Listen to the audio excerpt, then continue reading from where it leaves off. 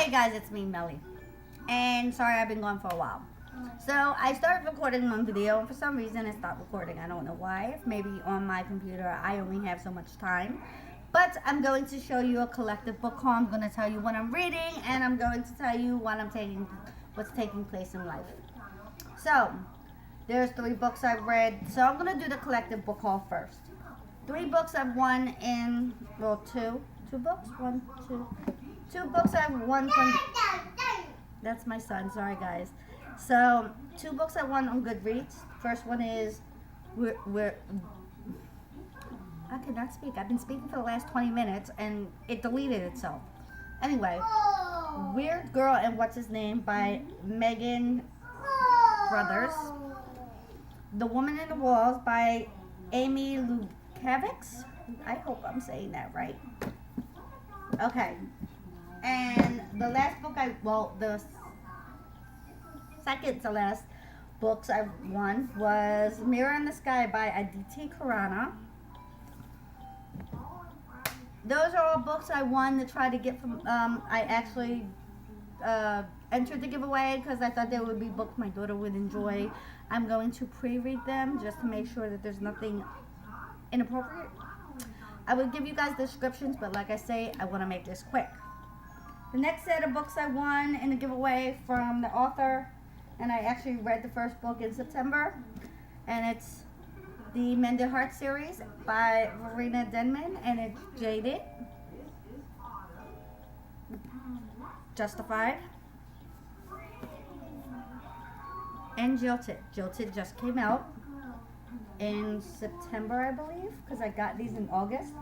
So I won them as a, kind of like, it was a giveaway, and I was like, oh, it sounds like a good series. It's Christian romance, small town family story type. I gave the first book 5 stars. I loved it. The author is a great writer, great weaver of stories. Just, it was relatable to me. So, I loved it. I'm going to continue with the series. The next book I got in the free bin at my used bookstore, and it's from 1965, which means this book is 51 years old, or it was printed in 1965, and it's a school edition, school copy of Wuthering Heights, and it's the hardbound, and it's very loved. It's written in, it's got names, I guess, like, you get the book for the year, you write your name in it. So it's kind of got that in it, or, whatever. You borrow it from the classroom, whatever. And I thought it was really cool. I was like, oh, that's so sad. I have a feeling it was from maybe a Catholic school, or some type of school, private school maybe. It just looks that way, because I don't remember having books like that when I was in school. And I'm wondering how old the students are that wrote their names in the book. Interesting. I just thought it was cool, and my husband thought I was crazy. But that's that. The next set of books I got from the dollar store. 1, 2, 3, 4. 4 books I got from the dollar store. I'm sorry I jumped right into the video, guys. Like I said, I'm just trying to be quick about it. Not because I don't want to, but because I really don't know how much time my computer lets me actually record. So I'm trying to just be quick. Next book, The Last Will of Moira Leahy by Therese Walsh. Therese. I think this says Therese. And this looks like it's a romantic, gothic tales that are romantic. So it's a gothic romance, I guess. And I saw this in the dollar store the last time I was in, but since I was on a book buying bin, since I hadn't gone back to work yet, I was like, okay. And I just happened to be in a different dollar store this last weekend and saw it and kind of like had to hide it from my husband. But I thought the cover was haunting because she's underwater. And it looks like she may be praying by her hands. Like maybe she's committing suicide. Anyway, Yeah. So that's that book. The next book I got from the Dollar Tree is called Swimming in the Moon by Pamela Schoenwald. And this takes place in 1905. And it's about a mother and daughter as servants in a villa on the Bay of Naples, Nepal. Naples? Naples?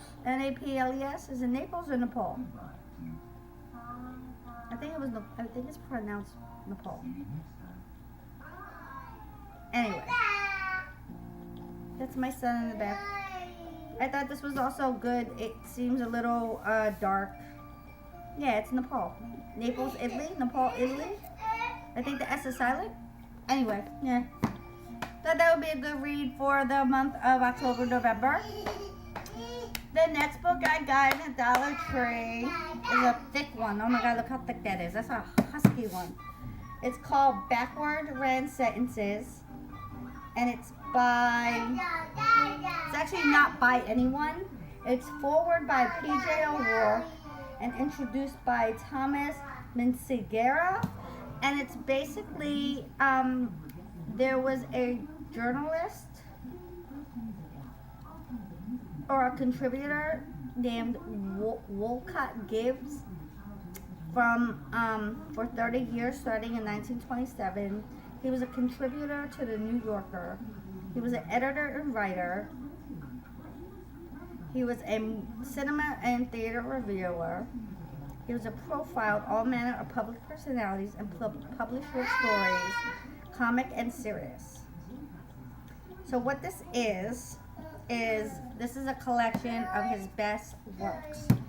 And so I thought that this would be a really awesome read because, well, one, it was a cover by, I'm not even gonna lie, I love that cover. I thought it would be an awesome read because it's kind of like, it's a look into history and how, you know, the journalists wrote and the things they said and events that were going on back in the 20s, 30s, 40s, etc. And I thought it would be a really cool thing. And this is not a book you sit down and read and want, like, you know, straight through.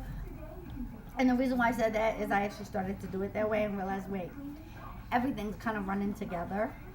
So it's kind of like his writing from the New Yorker and the dates, you know, that were picked. So this is kind of like, I'm waiting for the bus, let me read. I'm sitting on the bus, let me read. I'm break at lunch at work, let me read a little bit. I'm letting my child play in the bathtub. Let me sit in the bathroom and read a little bit. It's one of those books you read in little bites. And I found some really interesting things in here so far. Yeah.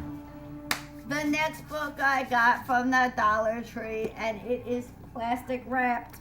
Like, really, it's bread, like it's plastic wrapped. It is The Age of Desire by Jenny Field. And it is a fictional story. And it portrays the interwoven lives of Edith Wharton and Anna Bauman, her governess, secretary, and close friend. So it's kind of like a made-up story based on fact. So historical fiction, I guess. And this also kind of was a cover by, just because that cover looks really awesome. And so, I mean, and plus Edith Wharton, one of these days I'm going to read a book from her. I swear I will. The next book I got, I actually didn't mean to get. I was in the hospital with my daughter. And you know how the cart comes around with toys for the kids in the morning? Well, I asked if they had any books. And she did. And it doesn't have the hospital's name or anything on it. So I'm not, yeah. Anyway, it's Ordinary People by Judith Guest. And I guess it's a classic. and a movie was made out of it. I've never heard of it. It's by Penguin Books. But when I was packing up to go, my husband put it in my bed. So I kind of got it, but didn't mean to get it. Like, I meant to leave it in a room, but I guess maybe he thought it was mine. So it came home with me. I'm gonna read it, then I'm gonna take it back and be like, can I donate this back to the hospital, because it accidentally came home with me, and they'll probably be like, you thief. But yeah, I will take it back eventually. Now, the books I read in the month of August are, so this is the wrap-up part. The books I read in the month of August. The books I read in the month of August. The Book of Speculation by Erica Swyler.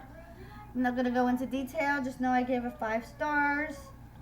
And go check it out on Goodreads if you're interested. But it was a really great story. It was historical, but not historical. It was a story about a family who was in a circus. It wasn't based on truth, but it was based on like a span of time periods, and it was based on a book that this main character was sent from a book collector, not publisher. He was like a book collector slash seller, and he felt as if maybe because he like somehow the book belonged to him, and what it was like the ledger of a circus, and he started investigating, and he found things out about his own family. It was like, sorry guys, he's talking to the TV. Anyway, so it was like a mystery, thriller, love, romance. It was sad. It was everything. So go check it out. I definitely recommend it. And the reason why I read this book or got this book from the library was because I saw it in Target. And obviously at the time I was on a book buying ban. I was not allowed to buy any books, but I wanted it. So I went to the library and specifically got it. So, yes. The second book I read was Kafka on the Shore by Haruki Murakami. And I was part of my Haruki Murakami readathon, which I failed at because I only read that one book. Haruki Murakami is a author you cannot read back to back to back. He's just not. You just can't. You just can't. That's all I'm going to say about that. He's one of the, I've said it before, I'll say it again.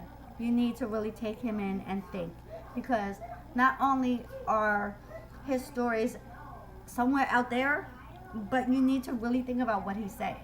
Like, yeah. So that's that. Alright, I just got like a little too excited there. Anyway, and the book I'm currently reading is In the Miso Soup by Ryu Murakami. And I got this from the used bookstore. And I've heard of this author previously. And it's a thriller. And I'm reading it for, I discovered on Litzy, I think it was Liberty from Book Riot, who mentioned this like readathon, and she posted the link for the page, and it's stainlesssteeldroppings.com, and basically it's called RIP, and it's been going on for 11 years, but I won't really go into it. But it means readers imbibe peril, and basically for the month of September to the last day of October, you read from any genre: mystery, suspense, thriller, gothic, horror, dark fantasy. You can, and there's like different levels depending on what you think you can get through. Whether it is 4 books, this is the first one, any length. And it's just basically, you know, whatever you want, as long as it falls into those categories. Second category, which is just 2 books. The third category, which is 1 book. There's a short story category. There's Peril on the Screen. That's what, which is basically movies and television, or movies, TV. And there's Peril on Play, which is basically, when I first read that, I thought it was like plays, but really it's just like games. So if you're playing, let's say Resident Evil, that could fall into that category. But I'll leave the link below so that way you go check out the page if you're interested and check it out and sign up for it. In the Miso Soup is one of the books I'm going to be reading for it, and also Woman in the Walls is going to be the second book. So I think I'm only going to do the Peril on the Second and maybe Peril on the Screen, because every Halloween night I don't do trick-or-treating with my kids or dress up. We do horror movie night, so I think that would also be awesome. I buy I buy an assortment of candies. One, because my middle child has dairy allergies, so at least I can control what she's getting. And we pop popcorn, and then we kind of just do. We all like take a vote on what movies we want to watch, whether it be something new that I buy or something I already own, and we'll just have fun as a family and watch scary movies and be scared together. Anyway, so guys, yes, I know I've been gone for a while. I'm sorry, but I'm gonna try to get back to doing it regularly again. I'll try to get a little more detailed in my next video about what I'm doing, what I'm reading, and all that good jazz. So until next time, remember, reading is sexy. Have a great one. Bye.